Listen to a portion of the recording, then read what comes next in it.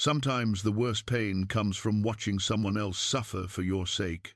In 1888, Dustwell County, a young maid named Ella Mae bore fresh bruises on her face because she stayed loyal to her employer when others turned against him. Colton Briggs was a wealthy cattle rancher known for his hard business dealings and cold heart. When Ella came to his barn that night, bloodied and beaten, she said 5 words that changed everything. "I'm beaten because I served you." Those words hit Colton harder than any fist ever could. For the first time in 30 years, the old cowboy felt something crack inside his chest. Here was a woman who had taken a beating simply for being faithful to him. What would happen when a man like Colton realized someone had bled for his honor? Before we jump back in, tell us where you're tuning in from, and if this story touches you, make sure you're subscribed, because tomorrow I've saved something extra special for you. The morning sun cast long shadows across the Briggs Ranch, illuminating thousands of acres that stretched toward the Montana horizon like a golden sea. Colton Briggs stood on his wraparound porch, a cup of black coffee growing cold in his weathered hands as he surveyed his empire. At 55, he possessed the kind of wealth that made lesser men bow their heads and tip their hats. His silver hair caught the early light, and his steel-grey eyes held the cold calculation that had built this fortune from nothing more than grit and ruthless determination. The ranch house itself spoke of success earned through hard choices. Built from imported timber and local stone, it rose 3 stories above the prairie, its windows reflecting the morning sky like watchful eyes. Inside, polished hardwood floors gleamed beneath crystal chandeliers shipped from San Francisco, and Persian rugs covered spaces where lesser men might have been content with bare boards. Every piece of furniture, every painting on the walls, every silver candlestick spoke of a man who had climbed far above his humble beginnings and intended never to fall back down. Colton pulled his father's silver pocket watch from his vest, a habit that had persisted long after the timepiece stopped working. The hands remained frozen at 3:17, the exact moment his father had died 20 years ago in this very house. He'd inherited little more than debt and a small plot of land, but he'd turned that inheritance into the largest cattle operation in 3 counties. The watch had stopped ticking that day, much like something inside Colton's chest. "Mr. Briggs?" A soft voice interrupted his morning ritual. He turned to see Ella Mae standing in the doorway, her hands clasped before her simple grey dress. Even in servant's clothing, there was something about her bearing that suggested she hadn't always cleaned other people's homes. Her auburn hair was pulled back in a practical bun, and her green eyes held an intelligence that most people in Dustwell County never bothered to notice in a maid.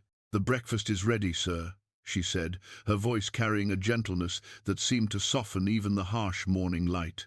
Ella Mae Patterson had been in his employ for 6 months now, working to pay off her family's debts after their farm was foreclosed. She was 28, old enough to understand the weight of obligation, but young enough to maintain hope that circumstances could change. Colton nodded curtly and followed her inside. The dining room could have seated 20, but he always ate alone at the head of the massive oak table. Ella moved with quiet efficiency, setting down a plate of eggs, bacon, and fresh biscuits. Her movements were precise, practiced, but never servile. Unlike his previous hired help, she didn't cower or fumble under his stern gaze. "Will there be anything else, Mr. Briggs?" she asked, standing at a respectful distance. "The accounts from last week's cattle sales are on my desk. I'll need them reviewed and organized by noon." His voice carried the authority of a man accustomed to immediate compliance. "Of course, sir." She turned to leave, then paused. "If I may, sir, there's talk in town about the Henderson place." Colton's fork stopped halfway to his mouth. The Henderson farm had been struggling for months, and he'd been considering making an offer for their land. Most servants wouldn't dare offer opinions about his business dealings, but Ella wasn't most servants. She'd grown up on a farm herself and understood land values better than many men in town. "What kind of talk?" he asked, setting down his fork. Mrs. Henderson mentioned to me at the general store that they've received an offer from Marcus Redwood. She spoke the name carefully, as if tasting something bitter. Marcus Redwood owned the second-largest ranch in the county and had been Colton's primary rival for years. Where Colton built his wealth through calculated risks and strategic investments, Marcus preferred intimidation and underhanded dealings. He was younger than Colton by a decade, handsome in a way that made women blush and men step aside, but his charm masked a cruel streak that ran deeper than most people realized. "How much?" Colton's voice had grown colder. "Half what the land's worth, sir, but they're desperate." Colton studied Ella's face. There was no judgment there, no expectation that he would do the right thing. She simply provided information and trusted him to make his own decisions. It was a level of respect he rarely received, even from men who owed him money. "I see." He returned to his breakfast, but his mind was already working. The Henderson place bordered his southern pasture. In the right hands, it could increase his herd capacity by 30%. In Marcus Redwood's hands, it would become a thorn in his side for years to come. After Ella left to tend to her other duties, Colton retreated to his study. The room reflected his personality more than any other space in the house, practical, organized, and cold. A massive desk dominated the center, its surface covered with ledgers, correspondence, and legal documents. Behind it, a gun cabinet held his father's old rifle and hunting pistols, weapons he hadn't touched in years. Wealth had made him soft, and he knew it.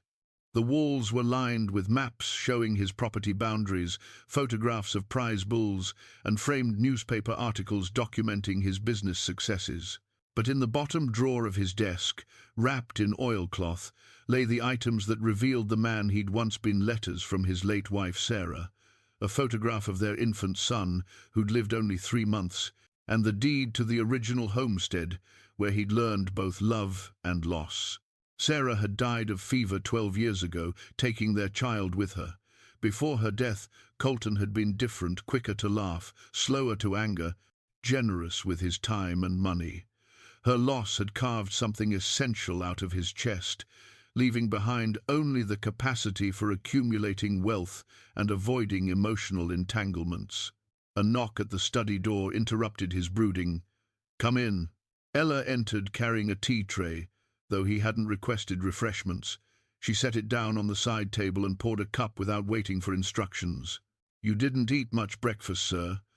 I thought you might want some tea and fresh cookies." The cookies were still warm, and their scent filled the study with an unexpected sense of comfort.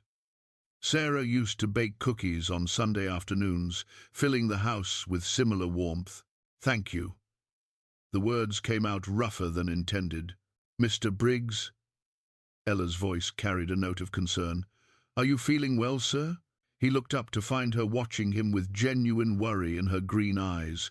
When was the last time someone had cared about his well-being? His ranch hands respected him, the townspeople feared him, business associates tolerated him, but no one simply cared. "I'm fine." He reached for the teacup, noting how his hands had begun to show age spots and the first tremor of advancing years. "Tell me about your family's farm." The question seemed to surprise her. She glanced toward the door, as if considering whether she should leave, then settled into the chair across from his desk, a liberty no other servant would have dared to take. "We had 200 acres near the river. Good soil, reliable water. My father raised wheat and kept a small herd of cattle." Her voice grew soft with memory. "After he died, the bank called in the loans. Mama tried to keep it running, but without Pa's knowledge of the business." She shrugged, accepting old pain with the grace of someone who'd learned that bitterness only made suffering worse. "What happened to the land?" "Sold at auction for a fraction of its worth. The man who bought it never farmed it, just let it sit empty while the crops went to seed." Her hands tightened in her lap, the only sign of anger she allowed herself to show. "Who bought it?" "Marcus Redwood, sir." Colton felt something cold settle in his stomach. He'd known Marcus was ruthless, but he hadn't realized the extent of his rival's schemes. How many families had lost their homes to feed Marcus's growing empire? How many people like Ella had been forced into servitude to pay debts they couldn't possibly manage? "That's how you came to work here?" "Yes, sir. The debt followed me when Mama passed. Mr. Redwood offered to forgive it in exchange for 5 years of service. You offered better terms, 3 years with fair wages and time off on Sundays. 5 years versus 3. It wasn't charity exactly, but it was mercy of a sort. Colton had forgotten he was capable of such considerations. "You never told me you could read and write." He gestured toward the accounts she'd organized so efficiently. "You never asked, sir." A small smile played at the corners of her mouth. Papa believed education was important, even for daughters. "Your father was a wise man." "He was. He taught me that a person's worth isn't measured by their circumstances, but by how they respond to them." The simple statement hit Colton like a physical blow. By that measure, he'd been found wanting for 12 years. He'd responded to loss by building walls, to grief by pursuing wealth, to loneliness by ensuring he remained alone. Sarah would have been ashamed of the man he'd become. Outside, the afternoon shadows were growing longer. Soon, the ranch hands would return from the day's work and the evening routine would begin. But something had shifted during this conversation. For the first time in years, Colton found himself truly seeing another person, not as an employee or a business associate or a potential threat, but as a human being deserving of consideration and respect. Ella. Her name felt strange on his tongue, too personal for the distance he usually maintained with his staff. "Yes, sir? Thank you for the information about the Henderson place, and for the cookies." She rose from the chair and smoothed her skirts. "Of course, Mr. Briggs. Will there be anything else?" "No. You can go." But after she left, closing the study door softly behind her, Colton remained seated at his desk, staring at the photograph of his wife and child. For 12 years, he'd used their memory as an excuse to avoid feeling anything. Perhaps it was time to honor their memory by remembering how to be human again. The silver pocket watch lay silent in his palm, its hands frozen in time. But outside his window, the world continued moving forward, and maybe it was time for him to do the same. The beating had come without warning, swift and vicious as a summer storm. 3 hours earlier, Ella Mae had been walking home from the general store in town when Vivian Redwood stepped out from behind the millinery shop, her silk dress rustling with barely contained fury. "You," Vivian hissed, her perfectly painted lips twisted into something ugly. "You think you're so clever, don't you?" Ella had clutched her market basket tighter, recognizing the dangerous gleam in the woman's eyes. Vivian Redwood was Marcus's wife, a beauty who'd come from back east with expectations of luxury and refinement. What she'd found instead was a frontier town where her husband's cruelty was whispered about but never challenged. "I'm sorry, Mrs. Redwood. I don't understand. Don't play innocent with me." Vivian stepped closer, her voice dropping to a venomous whisper. "I know what you told your employer about my husband's business dealings, about the Henderson farm." The accusation struck Ella like a physical blow. She'd only mentioned the Henderson situation to Mr. Briggs in passing, never imagining the information would find its way back to the Redwoods. But in a town as small as Dustwell County, secrets had a way of spreading like wildfire. "I spoke only the truth, ma'am. Nothing more." "The truth?" Vivian laughed, but there was no humor in the sound.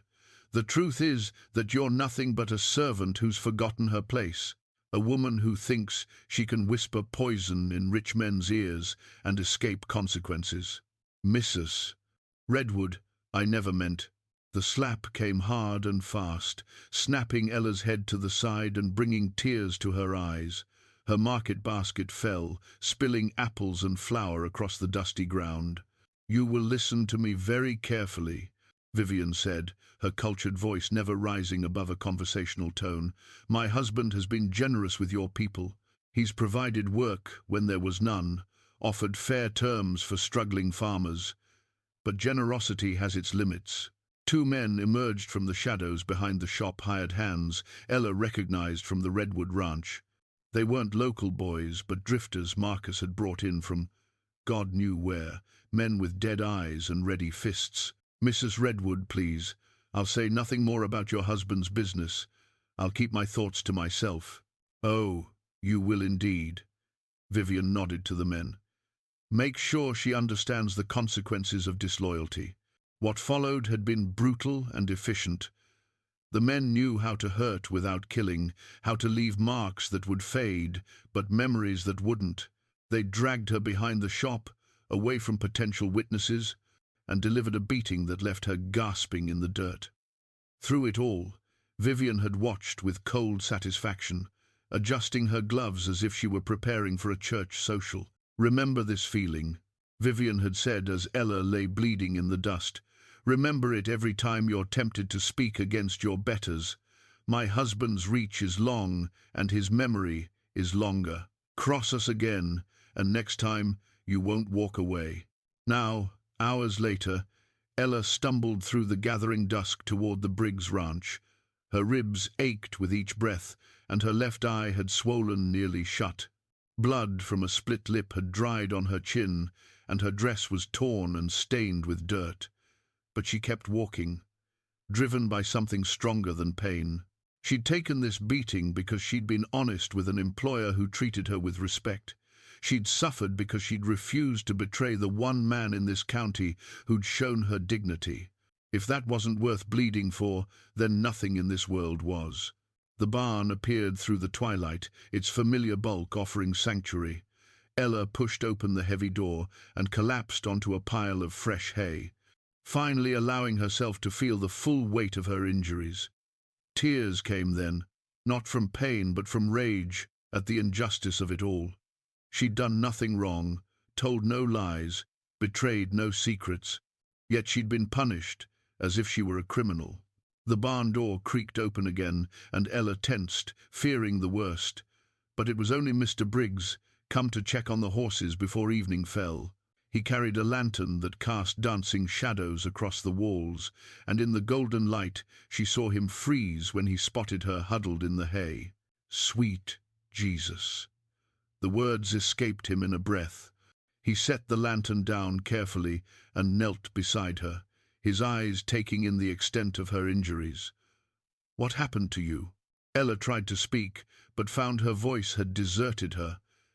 How could she explain that she'd been beaten for the crime of loyalty, that Marcus Redwood's wife had decided she needed to be taught a lesson about her place in the world? "Who did this?" Colton's voice had gone deadly quiet, the kind of stillness that preceded a storm. "It doesn't matter," she managed to whisper. "It matters to me." He reached out as if to touch her face, then stopped himself, his hand hovering in the air between them. "Tell me who hurt you." Ella met his eyes, seeing something there she'd never witnessed before. The cold businessman was gone, replaced by a man capable of genuine fury on someone else's behalf. For the first time since the beating, she felt something other than pain and despair. "I'm beaten because I served you," she said, the words tumbling out in a rush. "Mrs. Redwood said I'd forgotten my place, that I was speaking poison in rich men's ears." Colton's face went white, then flushed dark red. Vivian Redwood did this? She ordered it done. Two of her husband's men carried it out. Ella struggled to sit up straighter, wincing as her ribs protested. She said, "I'd spoken against your interests by mentioning the Henderson farm. That I was being disloyal." Disloyal. The word came out like a curse. Colton stood and began pacing the barn's central aisle, his hands clenched into fists. "You told me the truth about their business dealings, and she called it disloyalty." While he paced, Ella noticed something that made her heart ache even more than her physical pain. Tucked into Mr. Briggs's vest pocket was what appeared to be a letter, its edges worn from frequent handling. As he turned toward the lantern light, she caught a glimpse of feminine handwriting. "Sarah," it read in faded ink. Even after all these years, he carried correspondence from his dead wife. The sight of that letter changed something in Ella's understanding of the man before her. He wasn't just a cold businessman who'd lost his capacity for feeling. He was a man who'd loved so deeply that losing that love had nearly destroyed him. He carried his grief everywhere, keeping it close to his heart like a sacred relic. "Mr. Briggs," she said softly, "I don't regret what I told you. It was the truth, and truth doesn't become false just because speaking it brings consequences."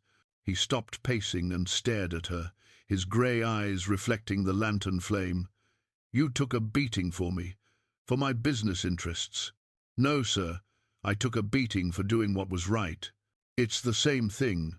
Ella shook her head, immediately regretting the movement as pain shot through her skull. "It's not. Doing right isn't about serving any particular person.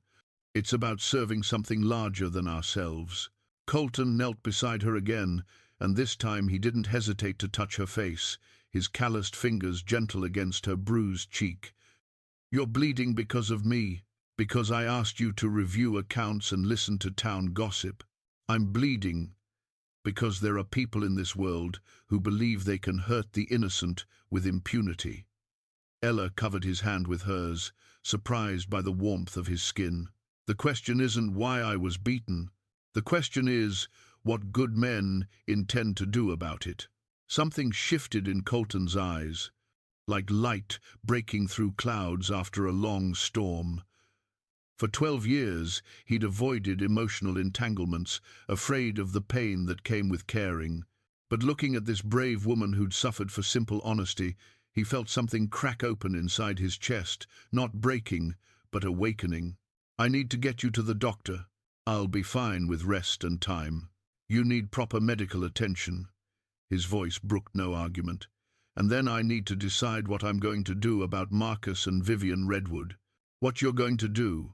Colton stood, and in the lantern light, Ella saw the shadow of the man he'd once been, younger, fiercer, unafraid of standing up for what mattered. "They hurt you because you were loyal to me. That makes it my responsibility to respond. Mr. Briggs, I don't want you to." "They made a mistake," he said, his voice carrying a hardness she'd never heard before. "They assumed I'd become too soft, too comfortable, too worried about my reputation to fight back. They're about to learn how wrong they were." As he helped her to her feet, Ella realized that everything had changed in the space of a single evening. The beating that was meant to teach her about her place in the world had instead awakened something dangerous in the man she served. Marcus Redwood had intended to send a message about power and consequences. Instead, he'd just declared war on the wrong man. Dr. Samuel Morrison had seen his share of violence in 30 years of frontier medicine, but the controlled fury in Colton Briggs's eyes as he carried Ella Mae into the clinic was something new entirely. The wealthy rancher had always been distant, polite but cold, paying his bills promptly and never lingering for conversation. Tonight, he cradled his injured maid like she was made of spun glass, his jaw set with the kind of determination that preceded either miracles or disasters. "Set her down easy on the examination table," Dr. Morrison instructed, lighting additional lamps to chase away the evening shadows. "What happened?" "She was beaten, deliberately and thoroughly." Colton's voice carried none of his usual business-like restraint. "I want to know the extent of her injuries." As the doctor worked, cleaning wounds and checking for broken bones, Colton stood guard by the door like a sentinel. His presence filled the small room, and Ella found herself watching him as much as she watched the doctor's ministrations. Something fundamental had shifted in her employer, something that went deeper than anger or even righteous indignation. 2 cracked ribs, but not displaced. "Doctor," Morrison announced after his examination, "severe bruising to the face and torso, cuts on the lip and scalp that will heal clean if kept clean. She'll be sore for weeks, but there's no permanent damage." "Thank God for that," Colton breathed, and Ella heard genuine relief in his voice. "She needs rest, Mr. Briggs. Real rest, Not the kind where she's still trying to work around her injuries. And someone should check on her regularly for the next few days, watch for signs of concussion.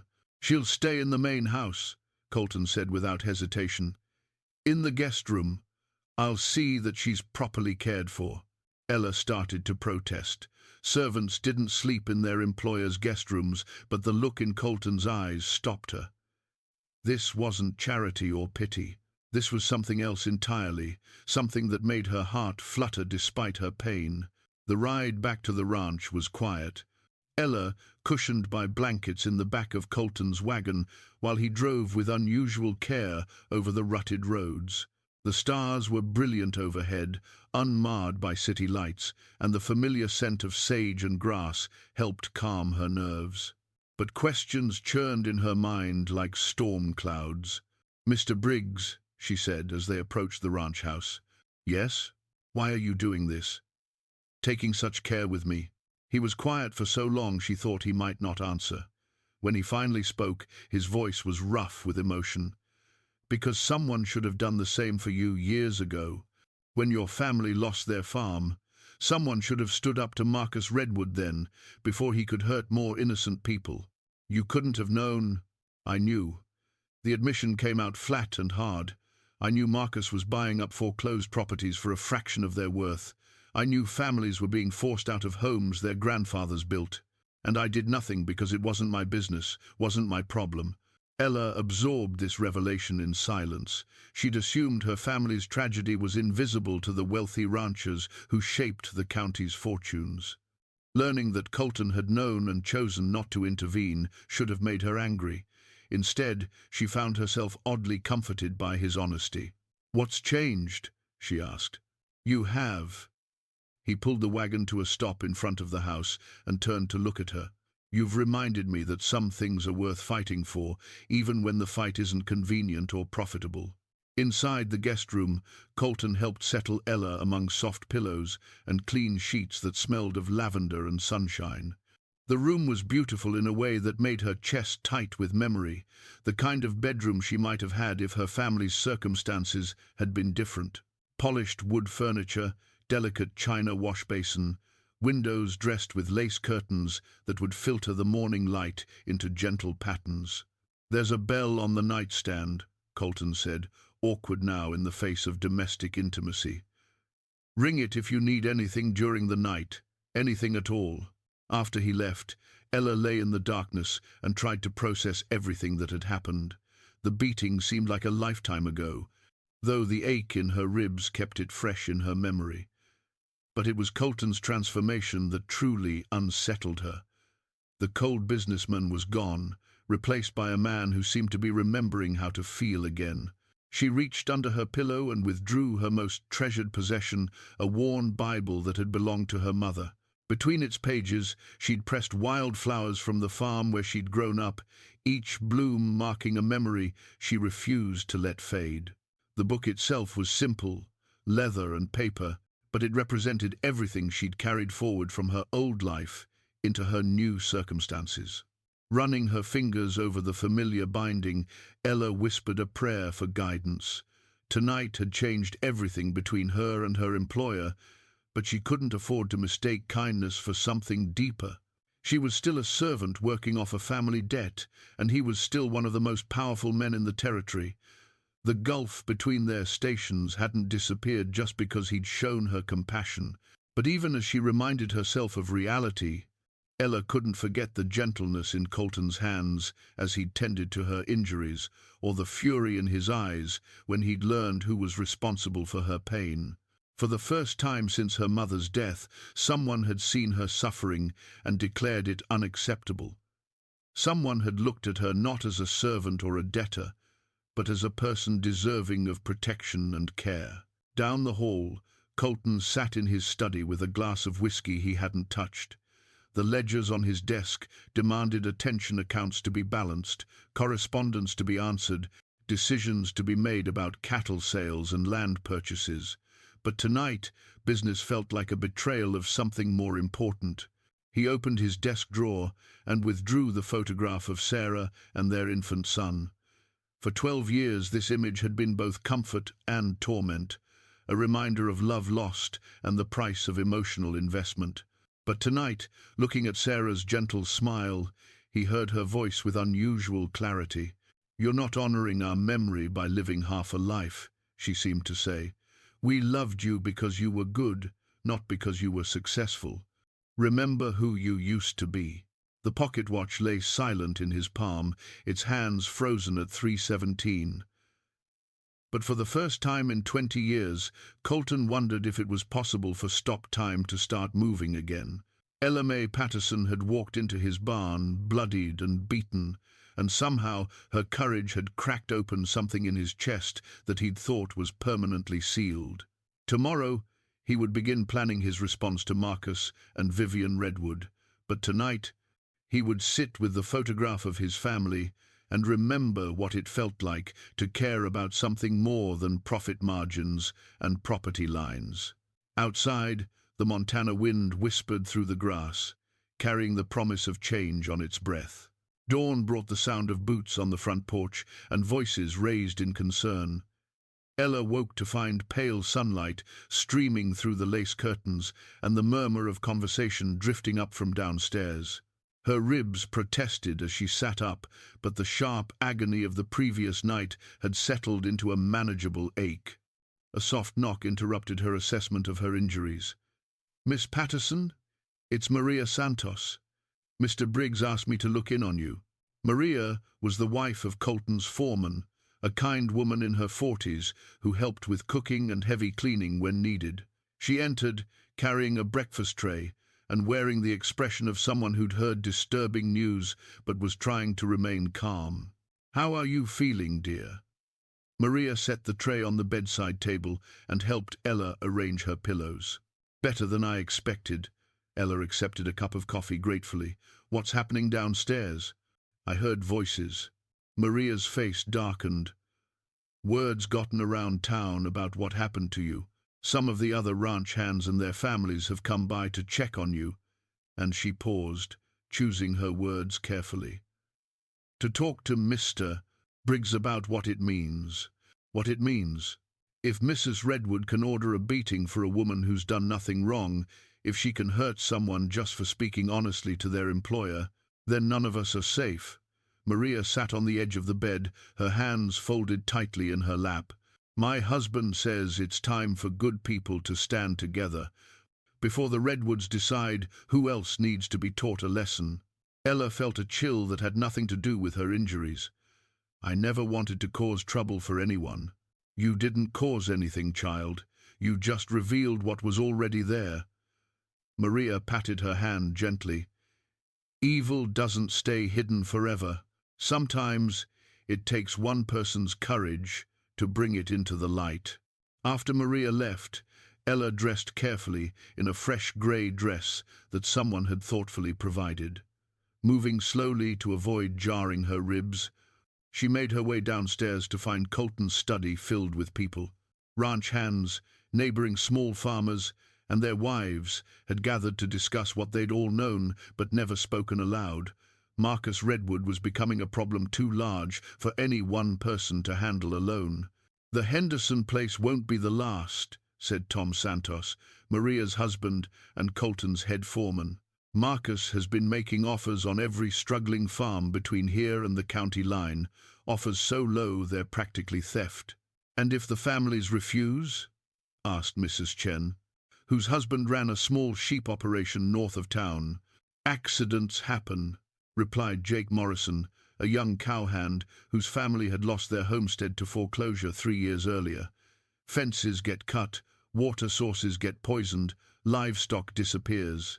Funny how these problems always seem to resolve themselves after the families sell."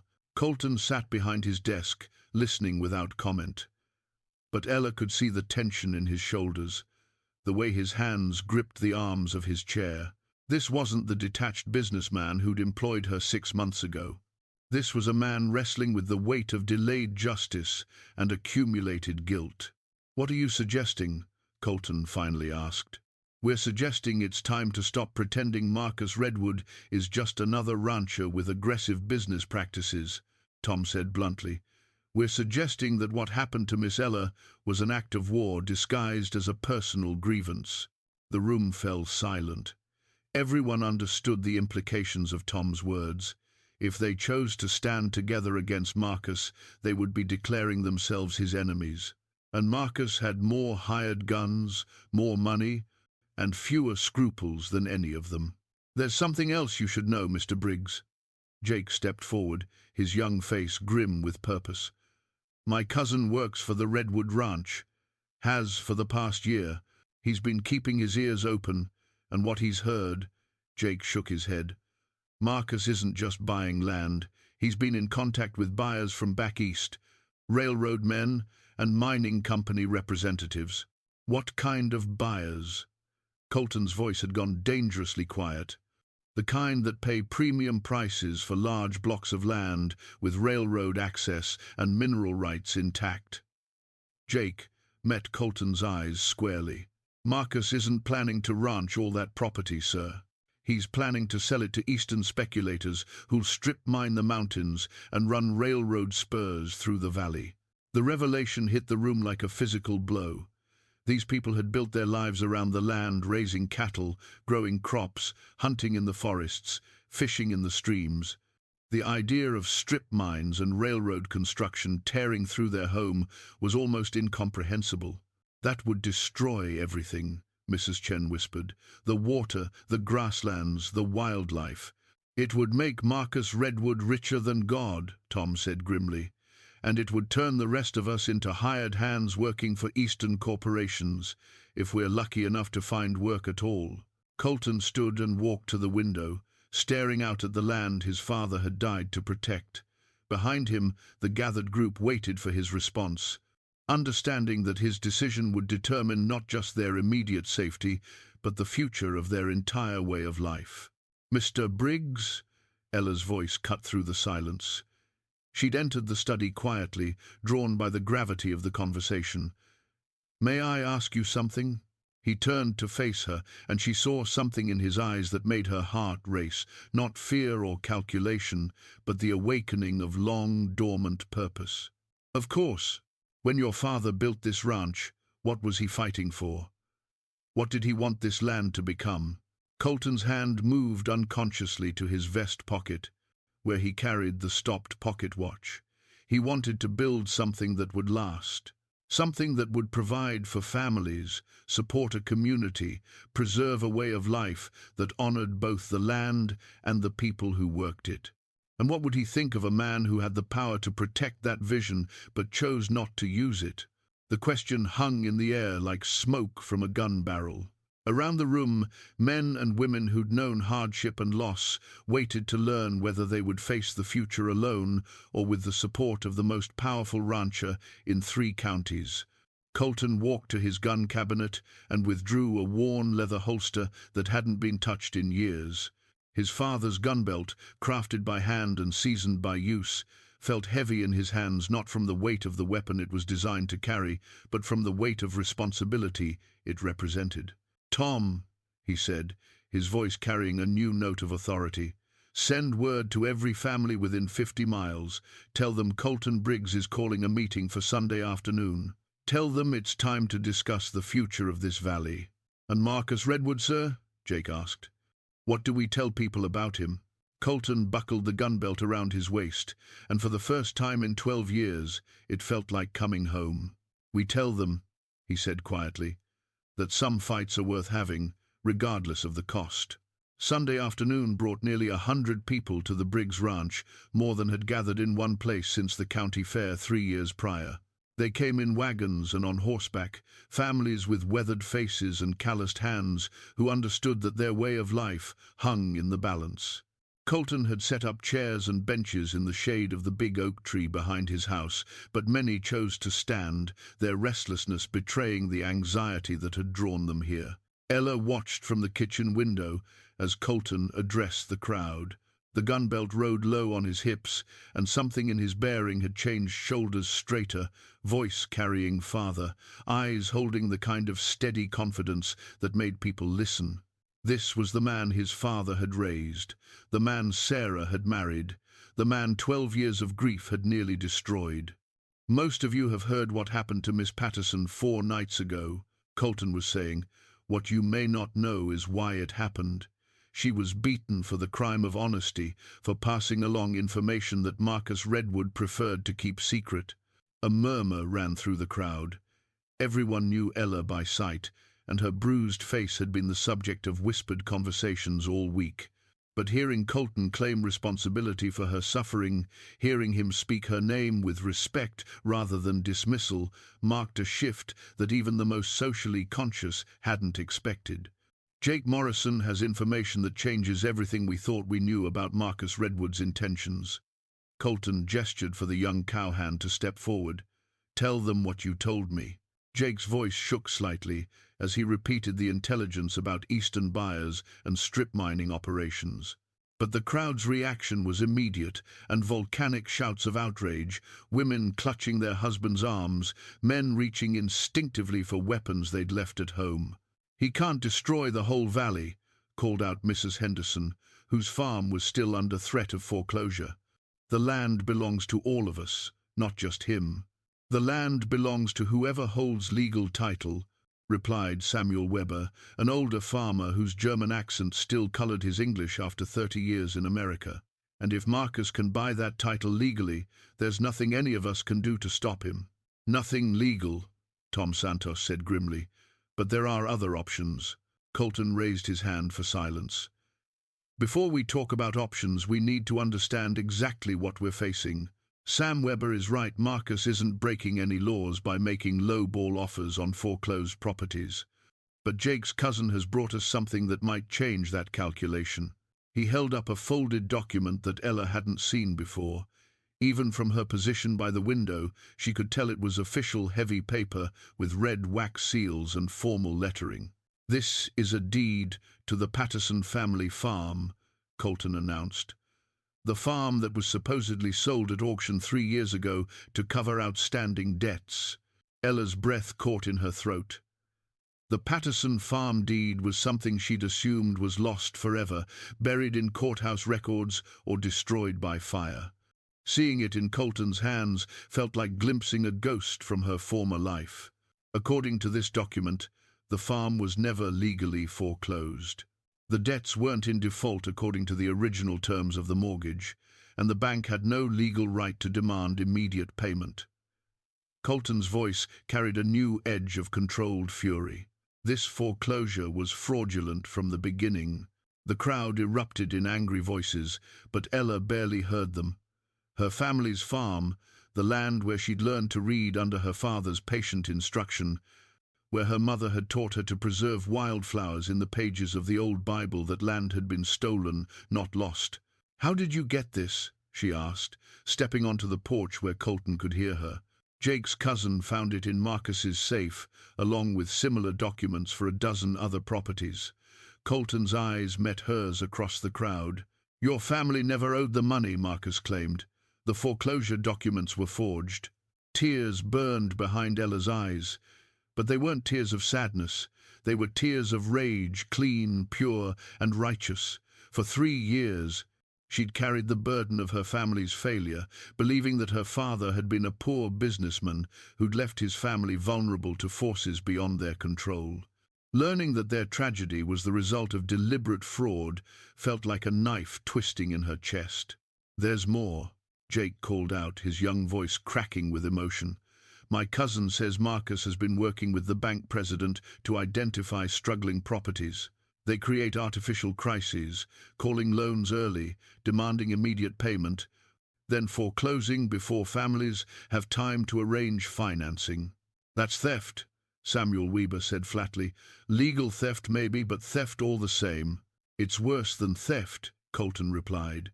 "It's the systematic destruction of everything our family's built here.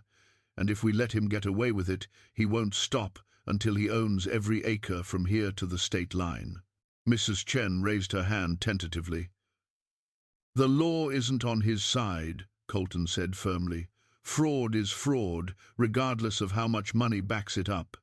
But proving fraud requires evidence, and evidence requires investigation." "Investigation by who?"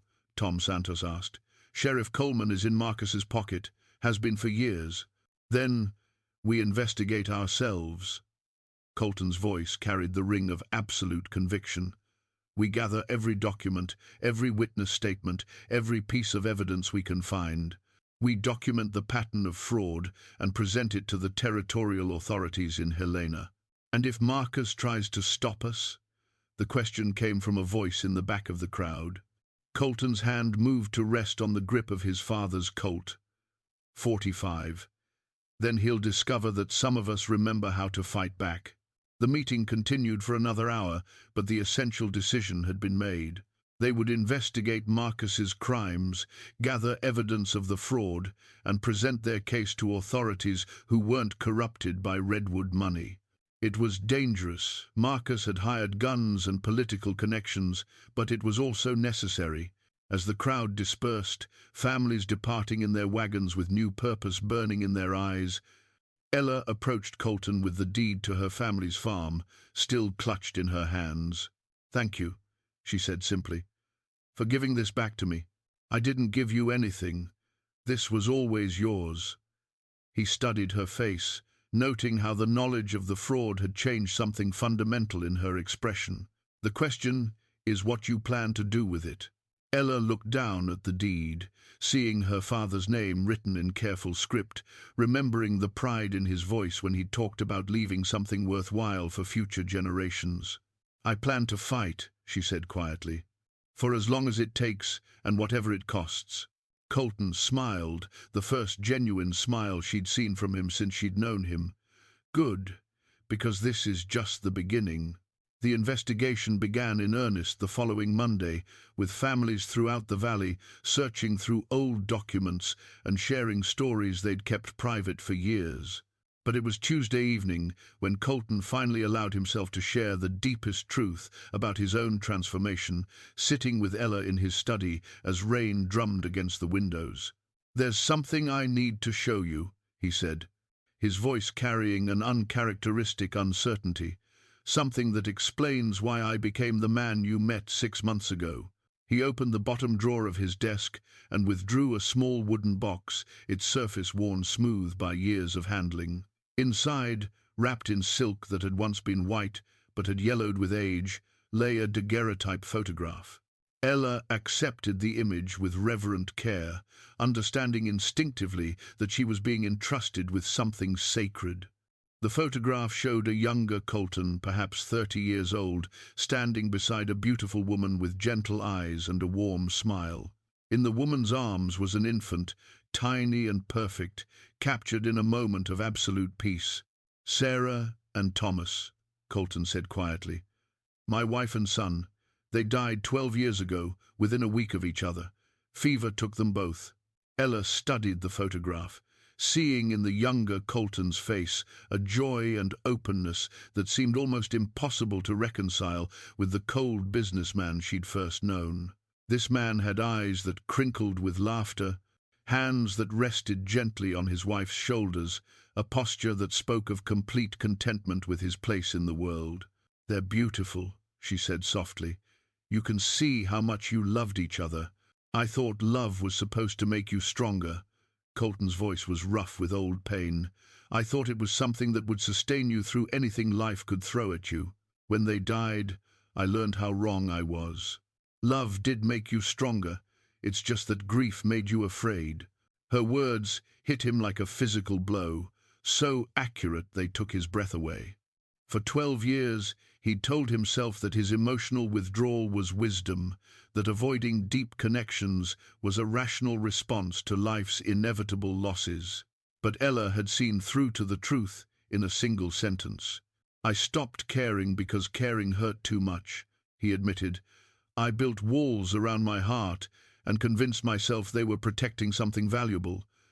But what I was really protecting was cowardice." Ella set the photograph down carefully and moved to the chair beside his. Without asking permission, she took his hand in both of hers, her touch gentle but firm. "You weren't a coward. You were a man trying to survive unbearable loss the only way you knew how." She studied his profile, noting the way his jaw tightened with suppressed emotion. But survival isn't the same thing as living.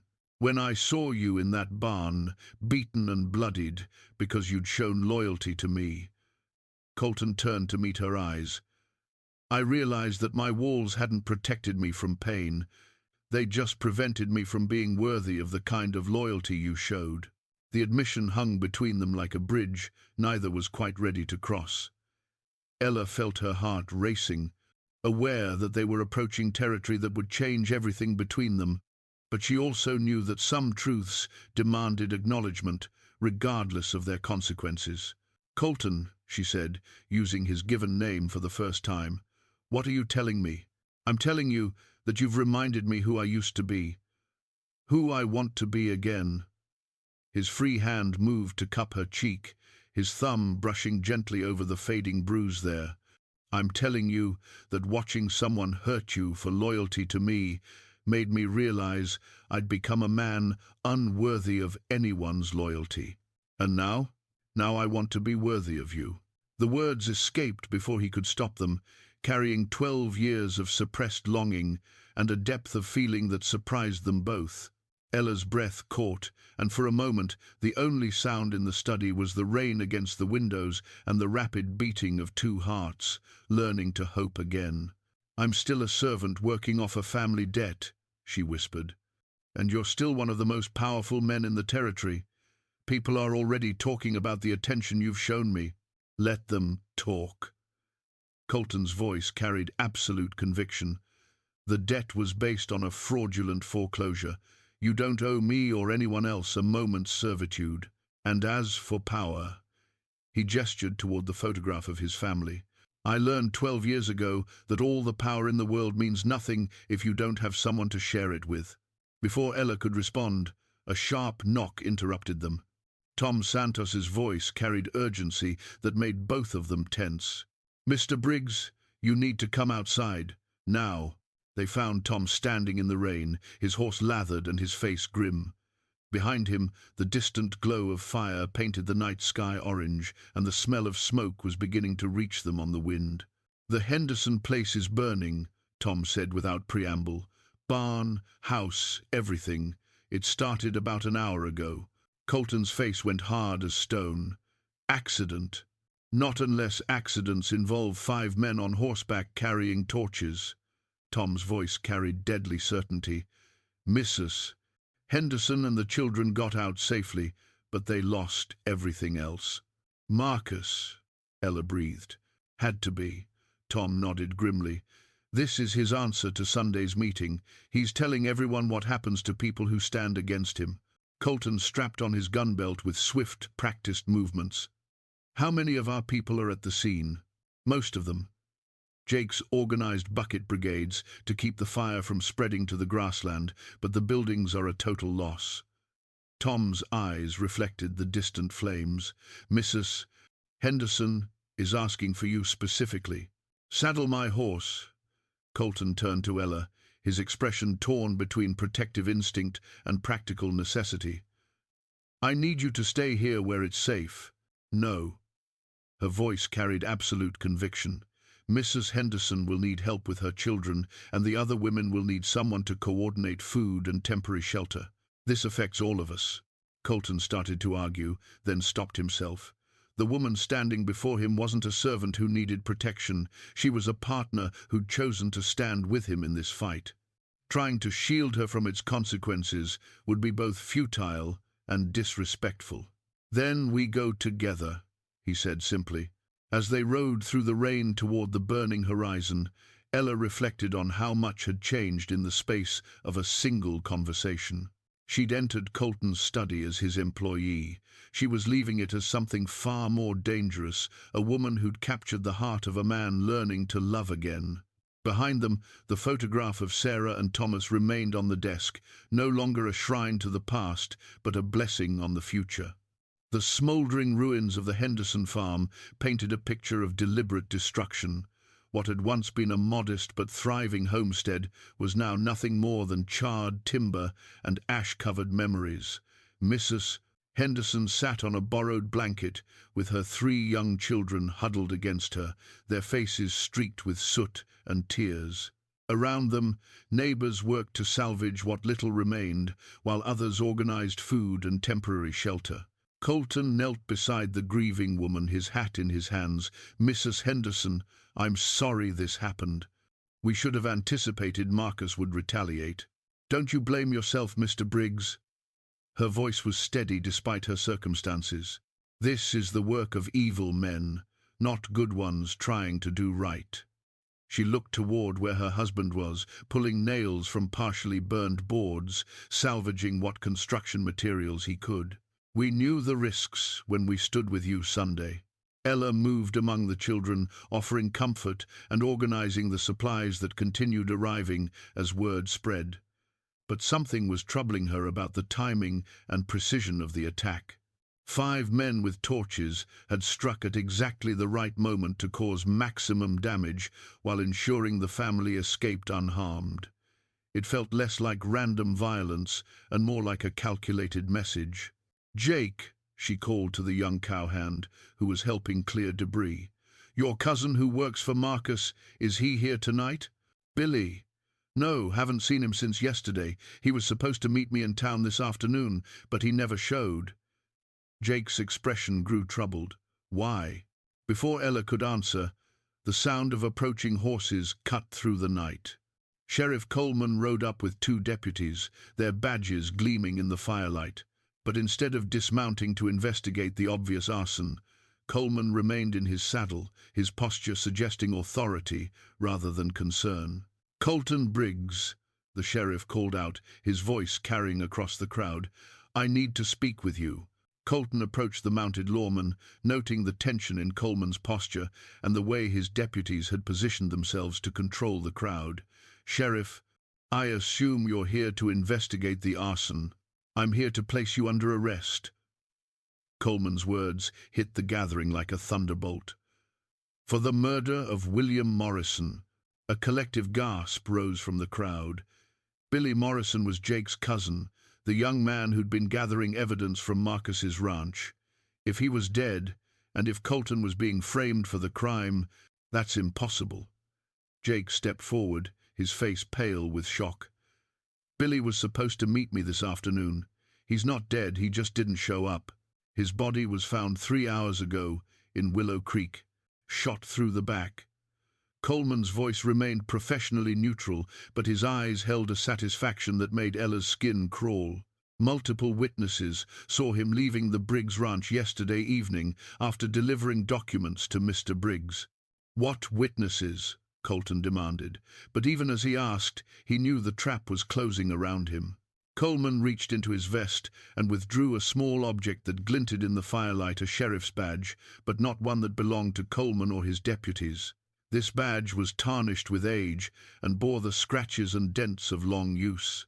"This was found in Billy's pocket," Coleman announced. "Hidden there like he was planning to use it for something. Turns out it belongs to a sheriff from over in Silver Falls, a man who's been dead for 6 months.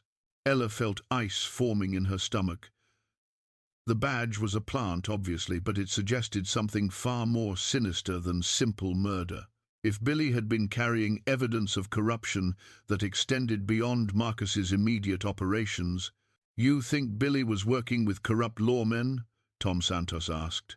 "I think Billy Morrison was blackmailing the wrong people," Coleman replied. "And I think Colton Briggs killed him to protect his own interests when the blackmail turned against him." The accusation was so audacious, so completely fabricated, that for a moment no one knew how to respond.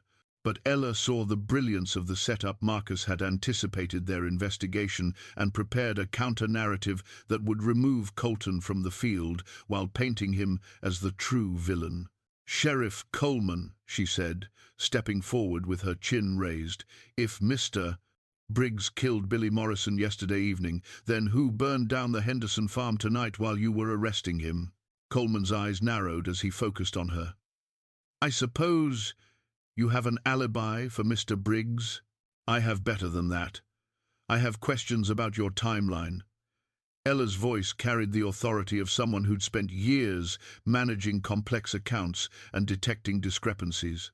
"You say Billy's body was found 3 hours ago, But the Henderson fire started 4 hours ago. You're arresting Mr. Briggs for a murder discovered after he was already here, in front of dozens of witnesses, helping fight the fire. Murmurs ran through the crowd as people began to see the holes in Coleman's story. But the sheriff's face remained impassive. The time of death was estimated at yesterday evening. The discovery of the body is irrelevant to when the crime occurred. Then produce your witnesses, Colton said quietly. The people who saw Billy leaving my ranch yesterday evening. Coleman hesitated for just a fraction of a second, long enough for Ella to understand that the witnesses were as fabricated as the rest of the frame job. But before he could respond, Jake Morrison stepped forward with tears streaming down his face. "Sheriff, I need to tell you something about my cousin Billy." His young voice cracked with emotion. He wasn't gathering evidence against Mr. Briggs. He was gathering evidence against Marcus Redwood. And against you.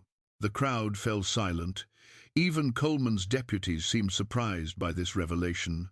Billy found records in Marcus's safe that show payments to law enforcement officers throughout the territory, Jake continued. Monthly payments in exchange for ignoring land fraud, falsifying foreclosure documents, and intimidating families into selling their property. Jake reached into his jacket and withdrew a folded paper, holding it out for everyone to see. "Billy gave me this yesterday before he died. It's a list of every corrupt lawman Marcus has been paying, with dates and amounts going back 5 years. Coleman's face went white, then flushed dark red. "That's impossible. You're lying. The third name on the list is Sheriff Robert Coleman, Dustwell County. $500 per month for services rendered." Jake's voice grew stronger with each word. "Billy was killed because he discovered you've been Marcus's partner all along." The revelation hit the crowd like an explosion. Suddenly everything made sense: why complaints against Marcus never resulted in investigations, why foreclosures proceeded so smoothly despite obvious irregularities, why families who tried to fight back found themselves facing legal troubles. Coleman's hand moved to his weapon, but he was vastly outnumbered by people who were now looking at him like the criminal he was. "That document could be forged." "Could be," Colton agreed, his voice deadly calm. "But Billy Morrison's murder just became a lot more complicated, didn't it, Sheriff? Because if he was killed for exposing corruption rather than conducting blackmail, then the person with the strongest motive to kill him wasn't me. It was you," Ella finished, staring directly at Coleman. "You killed Billy Morrison to protect your arrangement with Marcus Redwood." The standoff stretched taut as a bowstring. Coleman was trapped between a hostile crowd and evidence of his own corruption. His deputies were beginning to understand they'd been used as tools in a cover-up, and Marcus Redwood's entire operation was unraveling in real time. But it was Tom Santos who broke the tension with a simple observation that changed everything. "Sheriff," he said quietly, "if you're so sure Mr. Briggs is guilty, why don't you let us examine that badge you found? Because I'm willing to bet Billy Morrison never touched it. I'm willing to bet it came directly from your own collection of trophies." Coleman's expression crumbled as he realized his mistake. In planting evidence to frame Colton, he'd used a badge from his own criminal activities, a trophy taken from a lawman he'd helped Marcus eliminate months earlier. The truth was finally in the open, and everyone present understood that the corruption ran deeper than anyone had imagined. The fight for Dustwell County was about to become a fight for the soul of the entire territory. Dawn broke over a county transformed by truth. Word of Sheriff Coleman's corruption and Billy Morrison's murder had spread through the valley like wildfire, carried by riders who'd witnessed the confrontation at the Henderson farm. By sunrise, families throughout the territory were examining their own encounters with Marcus Redwood's operation with new understanding, seeing patterns they'd missed when they thought they were dealing with isolated incidents. Colton stood in his study, surrounded by evidence that Jake Morrison and other brave souls had risked their lives to gather. The desk was covered with documents, fraudulent foreclosure papers, records of payments to corrupt officials, correspondence between Marcus and Eastern land speculators, and most damning of all, a hand-drawn map that revealed the true scope of the conspiracy. The map had been created by Billy Morrison during his final weeks of life, painstakingly documenting every property Marcus had acquired through fraud and every secret passage the conspirators used to move undetected through the territory. Hidden beneath the courthouse, connecting to the bank's basement, branching out to Marcus's ranch and several other key locations, was a network of tunnels originally built for the Underground Railroad, but now repurposed for criminal enterprise. "It's ingenious," Tom Santos admitted grimly, studying the map with the eye of a man who'd fought in the war and understood military strategy. They could move money, documents, even people through these tunnels without anyone seeing them. No wonder they always seemed to be one step ahead of any investigation. Ella traced the tunnel routes with her finger, noting how they connected all the key buildings where the fraud had been orchestrated. "This explains how Sheriff Coleman always knew what we were planning. He wasn't just corrupt, he was literally operating from underground, coordinating with Marcus in secret." "Where is Coleman now?" asked Maria Santos, who'd arrived with fresh coffee and grim determination. Word of her husband's involvement in exposing the conspiracy had reached the Redwood Ranch, and she knew her family was now a target. "Fled sometime before dawn," Jake reported. "His deputies found the jail empty and his horse gone, but he can't have gotten far. Tom's got men watching all the main roads." Colton studied the map more carefully, noting something that made his blood run cold. The tunnel system wasn't just designed for concealment, it was designed for siege warfare. Multiple escape routes, hidden supply caches, positions that could be defended against superior numbers. Marcus and Coleman hadn't just been stealing land, they'd been preparing for war. "We need to move quickly," he said, his voice carrying the authority of a man who'd finally accepted his role as a leader. "Every hour we delay gives them more time to destroy evidence or call in reinforcements from outside the territory." "What are you proposing?" Dr. Morrison asked. The physician had arrived an hour earlier, drawn by reports of his nephew's murder and determined to see justice done. "A coordinated strike on 3 targets simultaneously," Colton replied, pointing to locations on the map. "Marcus's ranch house, where he keeps his records, the bank, where the fraudulent documents are processed, and the courthouse, where Coleman has been operating from the basement tunnels." "That's ambitious," Tom observed. "We'd need to divide our forces, and we don't know how many hired guns Marcus has brought in since the Henderson fire." "We know they're using the tunnels to coordinate their movements," Ella said thoughtfully. "What if we use that against them?" All eyes turned to her as she studied the map with growing excitement. "Look at this choke point here, where all the tunnels converge beneath the town square. If we could control that junction, we could prevent them from reinforcing each other or escaping through their hidden routes." "You're suggesting we fight them underground?" Jake's voice carried both admiration and concern. "I'm suggesting we cut off their primary advantage," Ella corrected. "Force them to fight in the open, where numbers and righteousness matter more than secret passages and corrupt connections." Colton felt his heart swell with pride at her strategic thinking. This wasn't the frightened servant who'd stumbled into his barn a week ago. This was a woman who'd found her strength and was prepared to use it in service of justice. "It's dangerous," he said, not to dissuade her, but to ensure she understood the risks. "Everything worthwhile is dangerous," she replied, meeting his eyes with absolute conviction. "The question is whether we're fighting for something worth the risk." The planning session that followed was both thorough and urgent. They divided their supporters into 3 groups, one to secure the courthouse and control the tunnel entrance, one to confront Marcus at his ranch, and one to prevent the bank from destroying financial records. Each group would carry signal mirrors to communicate across the valley, coordinating their movements to prevent Marcus and his allies from playing them against each other. But as the morning wore on, Colton found himself struggling with doubts that had nothing to do with tactical concerns. He'd spent 12 years avoiding confrontations like this, 12 years choosing safety over justice, comfort over courage. The weight of delayed action pressed down on him like a physical burden. "You're questioning yourself," Ella observed during a brief moment when they were alone. "I'm wondering if I have any right to ask these people to risk their lives for a fight I should have joined years ago."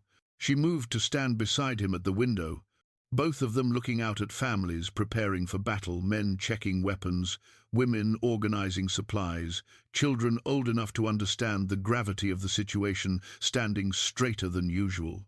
"You're not asking them to fight your battle," she said quietly. "You're finally joining theirs. What if I'm not the man they need me to be? What if 12 years of comfortable living has made me too soft for what's coming?" Ella reached into her dress pocket and withdrew his father's compass, a brass instrument she'd found among his personal effects while helping organize evidence.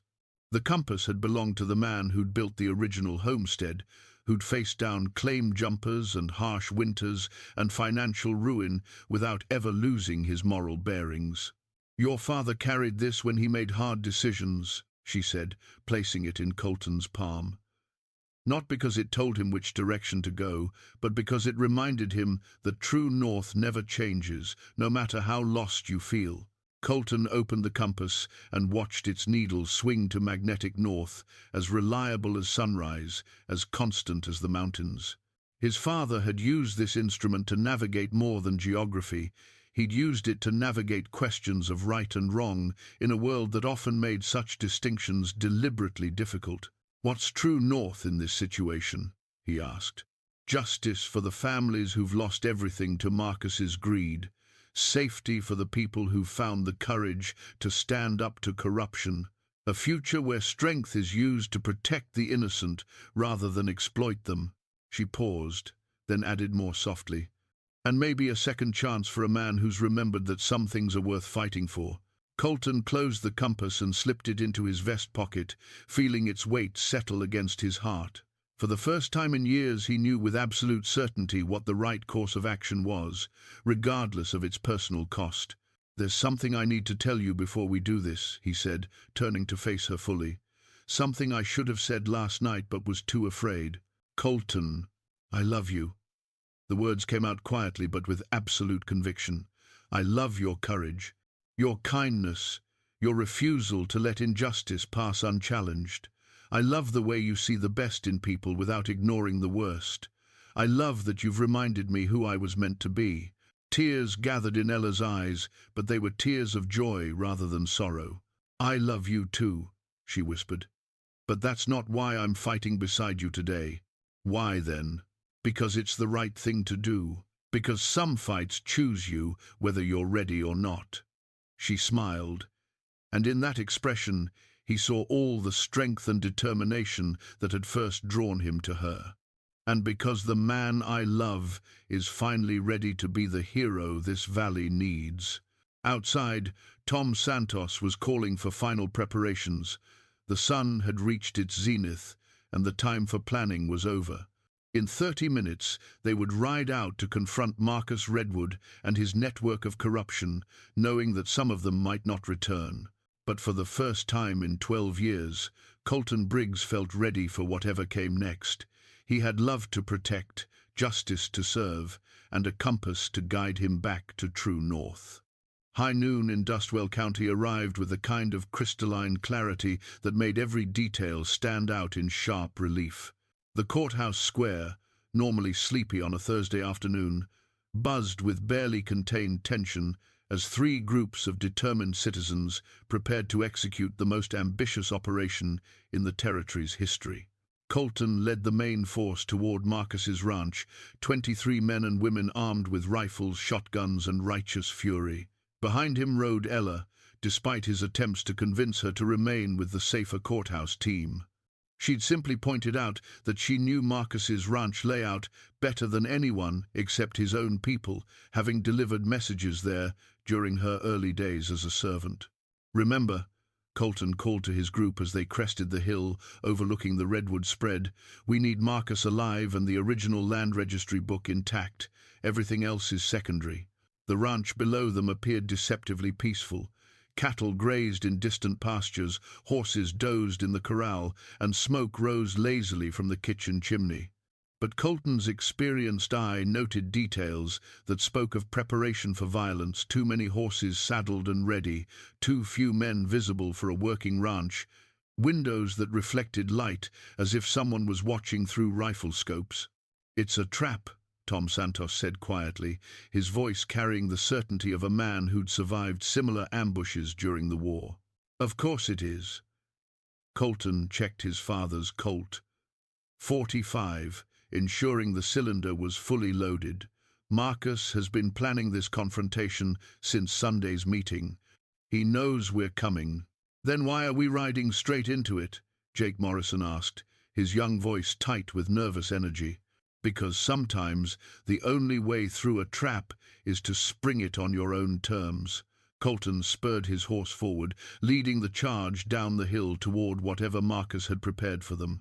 The first shots came from the barn, muzzle flashes erupting from the hayloft as hidden gunmen opened fire on the approaching riders. Colton's horse screamed and stumbled, throwing him hard against the ground before scrambling away with blood streaming from a shoulder wound. Around him, his people scattered for cover behind water troughs and farm equipment, returning fire at targets they could barely see. "The house!" Ella shouted over the gunfire, pointing toward the ranch's main building. "Marcus will be in his study with the records, if we can reach him." Her words were cut off by another volley from the barn, forcing her to duck behind an overturned wagon. Splinters exploded from the wood, inches from her head, and she felt the sting of flying debris across her cheek. Colton Army crawled toward her position, his expensive suit torn and dirty, but his eyes blazing with combat intensity. "We need to divide their attention. Tom, take half the group and assault the barn directly. Make noise, keep them focused on you." "What about you?" "Ella and I are going for the house through the root cellar entrance. If we can get to Marcus and the land registry before they destroy it." "You mean, if you can get to Marcus?" Tom corrected. "Ella should stay here where it's safer." "No." Ella's voice carried absolute finality. "I know where Marcus keeps his important documents. I've cleaned those rooms for months when I worked here briefly 2 years ago. Without me, you'll be searching blindly while his men reorganize." Another burst of gunfire emphasized the urgency of their situation. In the distance, signal mirror flashes indicated that the courthouse and bank teams were encountering similar resistance.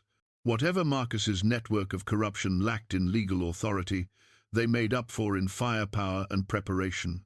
"Go," Tom said, understanding that further argument would waste precious time. "We'll keep them busy." Colton and Ella sprinted across open ground toward the house's rear entrance, bullets whining past them like angry hornets. The root cellar door was exactly where Ella remembered it, hidden behind overgrown bushes and secured with a rusted lock that Colton's rifle butt made short work of. The cellar was dark and smelled of stored vegetables and old earth, but it provided the cover they needed to approach the house undetected. Stone steps led upward to a kitchen door that Ella knew would be unlocked. Marcus was too arrogant to imagine anyone would have the audacity to attack him in his own home. They climbed carefully, listening for sounds of movement above. The kitchen was empty, but voices carried from deeper in the house, Marcus giving orders to his remaining men, preparing final defenses, perhaps destroying evidence even as the battle raged outside. "The study is down this hall," Ella whispered, leading the way through rooms that had once intimidated her with their ostentatious wealth. Now they seemed merely pathetic, the desperate accumulation of a man who'd confused having everything with being everything. Marcus's study door stood ajar, and through the gap they could see him working frantically at his safe, removing documents and feeding them to a fire blazing in the room's large fireplace. Among the papers waiting to be burned, Colton glimpsed the distinctive leather binding of the original land registry book, the one document that could prove every fraudulent transaction Marcus had orchestrated.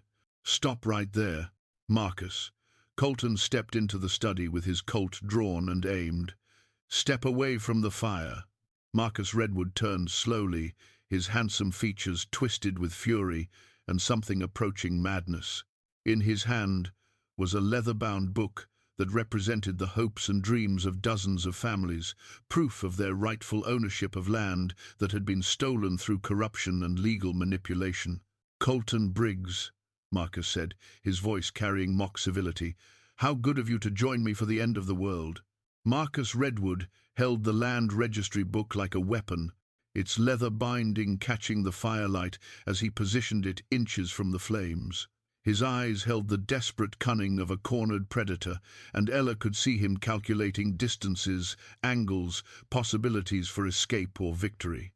"You think you've won something here, Colton?"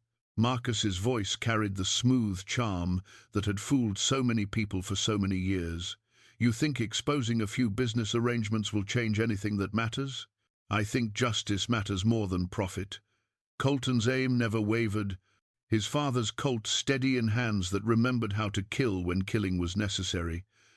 "I think the families you've destroyed deserve to see their land returned." "Families like hers?" Marcus nodded toward Ella with undisguised contempt.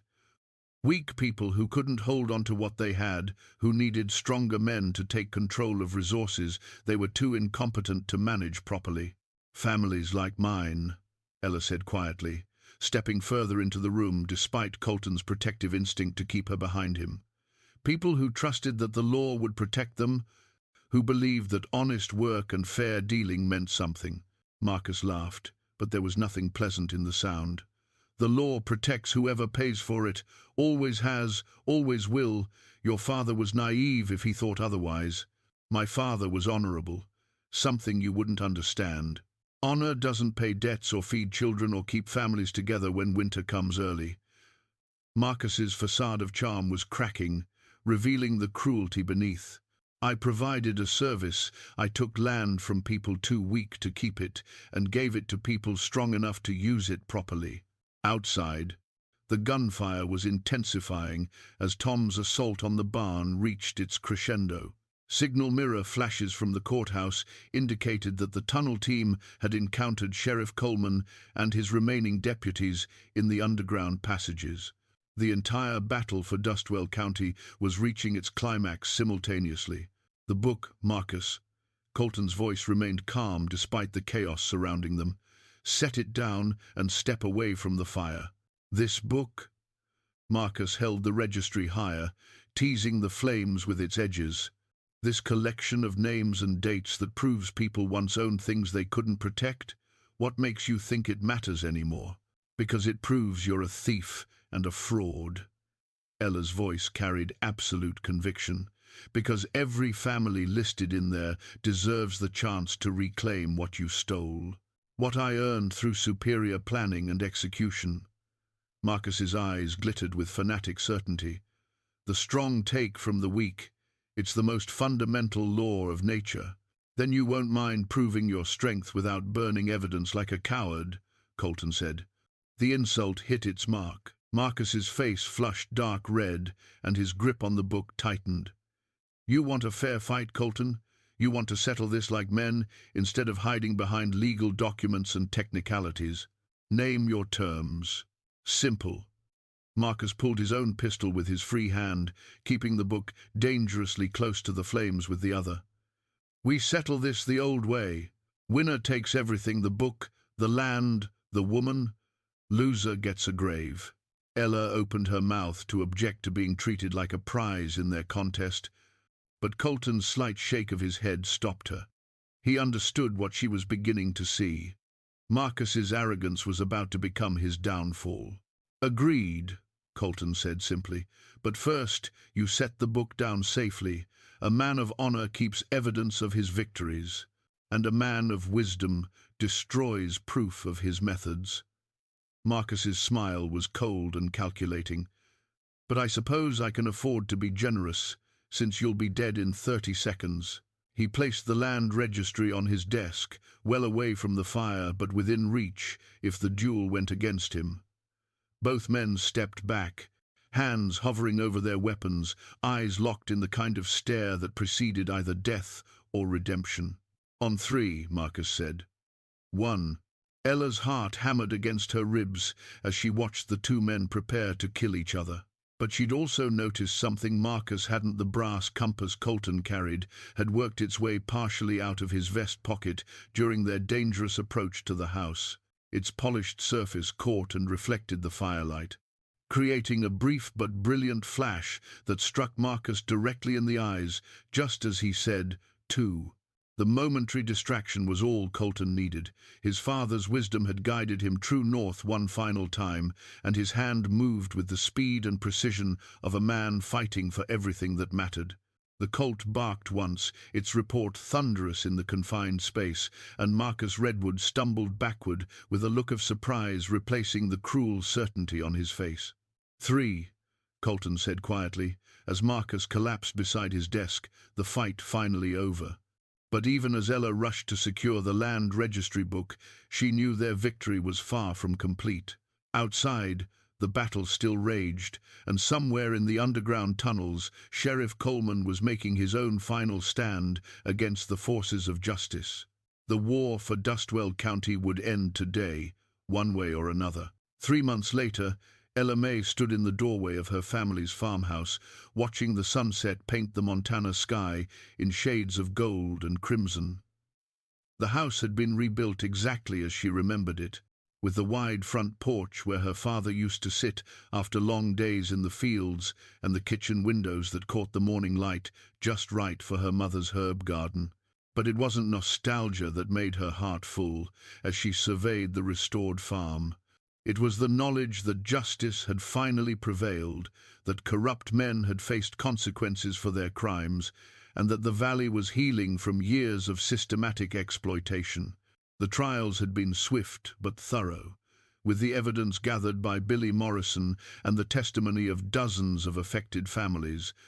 Marcus Redwood's network of corruption had unraveled completely. Sheriff Coleman had been captured in the tunnel system beneath the courthouse, along with Bank President Harrison Mills and 6 other officials who'd participated in the land fraud scheme. The territorial authorities from Helena had been shocked by the scope of the conspiracy, but they'd acted decisively to restore stolen property and prosecute those responsible. Marcus himself had survived Colton's bullet, but would spend the rest of his life in the territorial prison. His empire dissolved, and his victims compensated from the sale of his remaining assets. Vivian Redwood had fled to San Francisco with what portable wealth she could gather, leaving behind only debts and the memory of her cruelty to innocent people like Ella. "Mrs. Briggs," Maria Santos called from the kitchen, where she was helping prepare the evening meal. "The wedding cake is ready for your approval." Mrs. Briggs. The title still felt new and wonderful on Ella's ears, even 2 weeks after the ceremony that had united her with Colton in marriage. They'd been wed in the valley's small church, surrounded by the families they'd helped save from Marcus's schemes. Dr. Morrison had performed the ceremony, declaring that after so much sorrow and struggle, the community deserved to celebrate something beautiful. Ella walked back into the house that was now truly hers, marveling at how different it felt from her memories. The rooms seemed larger somehow, filled with light and possibility, rather than the shadows of loss and displacement that had haunted her dreams for years. Her mother's kitchen had been restored with loving care, down to the cast-iron stove where fresh bread was cooling, and the shelves where preserved vegetables promised abundance through the coming winter. On the mantelpiece above the fireplace sat 2 items that represented the journey she and Colton had traveled together. The first was his father's compass, its brass surface polished to a golden sheen, its needle pointing steadily toward true north. The second was her mother's Bible, open to a passage about justice rolling down like waters and righteousness like a mighty stream, with pressed wildflowers marking the pages that had sustained her faith through the darkest times. The sound of approaching horses drew her to the window, where she saw Colton returning from town with Tom Santos and Jake Morrison. They'd been meeting with the new sheriff, an honest man brought in from outside the territory to ensure that law enforcement served justice rather than private interests. Jake had been appointed as a deputy, his courage during the investigation earning him the respect of everyone in the valley. Colton dismounted and handed his reins to one of the ranch hands who'd accompanied them, his movements showing the confidence of a man who'd found his purpose again. The silver in his hair caught the evening light, and when he looked toward the house, his eyes held the warmth that had been missing for so many years. "How did the meeting go?" Ella asked as he climbed the porch steps and wrapped his arms around her. "Better than we hoped. The territorial governor is sending a commission to review land ownership throughout the region, making sure other Marcus redwoods haven't been operating in counties we haven't discovered yet."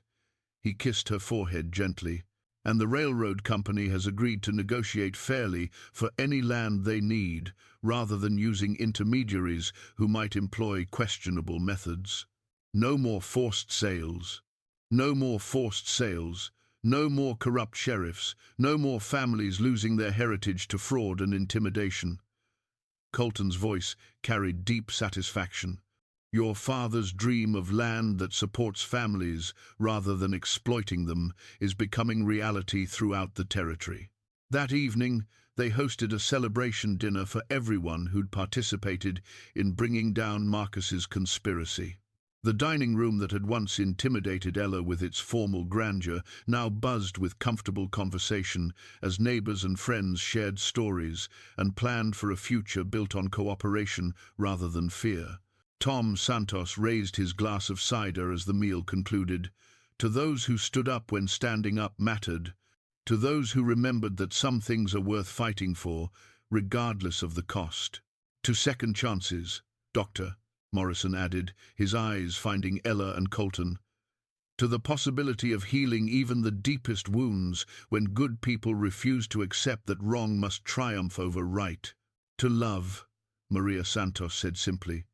"To the love that sustains communities, protects the innocent, and reminds us that we're all stronger together than we could ever be apart." As the guests departed under a sky brilliant with stars, Ella and Colton sat together on their porch swing, listening to the gentle sounds of a valley at peace. In the distance, lights twinkled in farmhouse windows where families slept safely in homes they truly owned. Children would grow up here knowing that justice was possible, that courage could triumph over corruption, that ordinary people could accomplish extraordinary things when they stood together. Colton pulled out his father's pocket watch, its hands no longer frozen at 3:17, but moving steadily forward into a future full of promise. Time had started again the moment he'd chosen to fight for something larger than himself. From inside the house came the gentle chiming of the grandfather clock that had belonged to Ella's family, marking another hour in a life restored and a community redeemed. And in her hand, simple gold wedding rings caught the starlight, new symbols forged by the local blacksmith, representing the union of two souls who'd found love through shared struggle and moral awakening. The valley slept peacefully, knowing that tomorrow would bring honest work, fair dealing, and the continued building of something worth preserving for future generations.